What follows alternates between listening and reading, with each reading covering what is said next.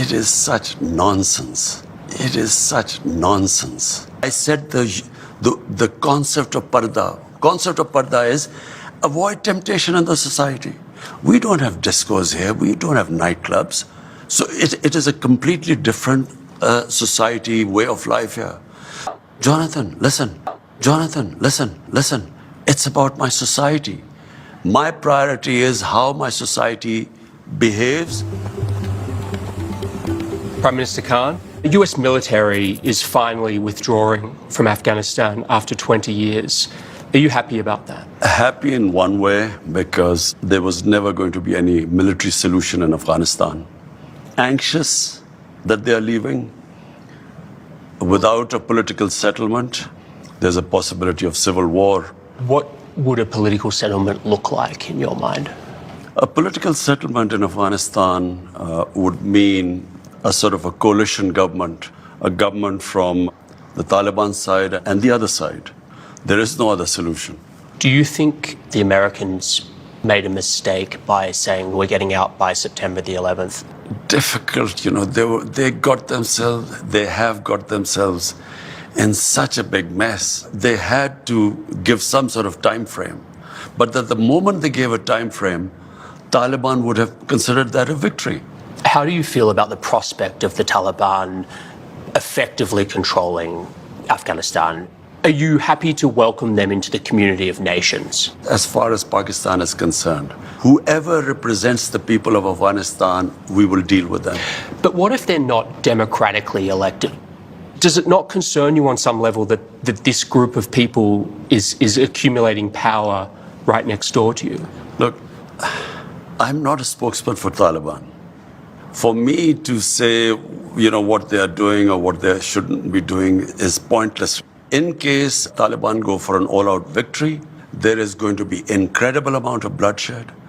And let me tell you, the country that is going to suffer the most after Afghanistan is going to be Pakistan. We already have 3 million Afghan refugees here. And this could lead another exodus. So that is our biggest concern. The Americans, before they leave, there must be a settlement. Let's talk about the relationship with the United States. The American CIA director, Bill Burns, made an unannounced visit here to Islamabad. Why? Ever since 9/11, there's constantly been in touch between our intelligence agencies. Did you meet with him? No, I didn't. Did anyone from your administration? Yes, our head of ISI. The Americans want to have their spies here and special forces based here in Pakistan to keep an eye on what's happening across the border. Will you allow the American government to have CIA here in Pakistan to conduct cross-border counter-terrorism missions against Al-Qaeda, ISIS, or the Taliban? Absolutely not. There's no way we're going to Seriously? allow any bases, any sort of action from Pakistani territory into Afghanistan. Absolutely not. Pakistan suffered 70,000 casualties, more than any other country, by joining the American war. We cannot afford any more military actions from our territory. We will be partners in peace, not in conflict. The American military right now is discussing doing airstrikes potentially to support the Afghan forces against the Taliban. Would you allow the American Air Force to use your airspace for those airstrikes? We are not going to be part of any conflict anymore. But you haven't decided yet whether you'll let them use your airspace? This hasn't been discussed at all, so... What's your feeling about that? I don't know. We'll discuss this. Why would the Americans be using bombing Afghanistan after it hasn't worked for 20 years? Why will it work again? Have you spoken to Joe Biden since he took office? No, I haven't. Is there a reason for that? Whenever he has time, he can speak to me. But at the moment, clearly, he has other priorities. What would you say to him if you had a meeting with him? The US has a big responsibility. Most powerful nation in the world. This is almost 1.4 billion people living in the subcontinent. We are held hostage. One dispute in Kashmir, a disputed territory According to the United Nations Security Council resolutions, there should have been a plebiscite for the people of Kashmir to decide about their own future. That has never taken place. It's festering. It can easily, if the Americans have the resolve, the will, this can be sorted out. Intelligence analysts say that Pakistan has the fastest growing nuclear arsenal anywhere in the world. I don't Why? think, I don't know where they've come up with this. Pakistan's nuclear arsenal is simply as a deterrent to protect ourselves. But you're growing it, not shrinking it. I'm not sure whether we are growing it or not because, Really? as far as I know, our nuclear, the only one purpose, it's not an offensive thing. Any country which has a neighbor 7 times the size as Pakistan has would be worried. Is your goal vis-a-vis India and Pakistan nuclear disarmament? I'm completely against nuclear arms. I always have been. We've had 3 wars against India. And ever since we've had nuclear deterrent, we have had no war between the two countries. We have border skirmishes, but we've never faced war.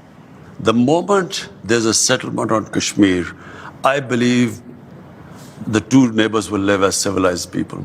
We will not need to have these nuclear deterrents. Last year, you wrote an open letter to leaders of Muslim states asking them to unite against Islamophobia, particularly in the West. Why did you feel the need to write that public letter? The problem is there's this big communication gap between the Islamic world and the Western societies. It happened after 9/11 when the word Islamic terrorism came into currency. The moment you say Islamic terrorism, the man in the street in the West thinks that there's something in Islam which leads to terrorism, or Islam causes radicalism. After 9/11, any time some terrorist act went on where a Muslim was involved, the entire 1.3 billion Muslims started becoming targets. Just across your border in Western China, the Chinese government has imprisoned more than 1 million Uyghur Muslims in re-education camps. The Chinese government has tortured Muslims, forcibly sterilized them, and they've destroyed mosques in Xinjiang and also punished Muslims for fasting, praying, even giving Muslim names to their children. Prime Minister, why are you so outspoken about Islamophobia in Europe and the United States, but totally silent about the genocide of Muslims in Western China? What our conversations have been with the Chinese, this is not the case, according to them. The evidence is just overwhelming. Whatever issues we have with the Chinese, we speak to them behind closed doors. China has been one of the greatest friends to us in our most difficult times. When we were really struggling, our economy was struggling, China came to our rescue. So we respect the way they are, and whatever issues we have, we speak behind closed doors. How come this is such a big issue in the Western world? Why are the people of Kashmir ignored? It is much more relevant. Compared to what might be going in the Uyghurs, 100,000 Kashmiris have been killed. There are 800,000 Indian troops which have literally, it's an open prison in Kashmir. 9 million Kashmiris are put there. Why is that not an issue? So I think it's hypocrisy. They've been a huge partner to you, China, but on some level, doesn't it make you feel sick to have to be quiet because of all this money they're putting into Pakistan? I look around the world, what's happening in Palestine, Libya, Somalia, Syria, Afghanistan. Am I going to start talking about everything? I concentrate on what is happening on my border, in my country. This is on your border. Which is part of, no, that is part of Pakistan. 100,000 Kashmiris are dying. That concerns me more because half of Kashmir is in Pakistan. This is a grotesquely large human rights atrocity. First of all, I'm not sure about that because our satellite conversations with the Chinese, this is not the picture I'm sure that comes from that side. So just to put a fine point on this, you are not in any way concerned about the Muslim Uyghurs in Xinjiang? Our discussions with Chinese will always be behind closed doors. You were asked about the epidemic of sexual violence and rape in Pakistan, and you acknowledged the seriousness of the problem, and you talked about Pakistan's strict laws. You were also quoted as saying that the practice of women wearing veils quote, is to stop temptation. Not every man has willpower, you said. On increasing vulgarity, it will have consequences. And you were accused of rape victim blaming. How do you respond to that? It is such nonsense. I never said veils. This was never said. I said the concept of parda. Concept of parda is avoid temptation in the society. We don't have discos here. We don't have nightclubs. So it is a completely different society, way of life here. So if you raise temptation in the society to the point, and all these young guys have nowhere to go, it has consequences in the society. Do you think that what women wear has any effect? That's part of this temptation? If a woman is wearing very few clothes, it will have an impact on the men, unless they're robots. I mean, it's common sense. Yes, but is it really going to provoke acts of sexual violence? It depends which society you live in. If in a society people haven't seen that sort of thing, it will have an impact on them. If you grow up in a society like you, maybe it won't on you. This cultural imperialism, whatever is in our culture, must be acceptable to everyone else. It's not.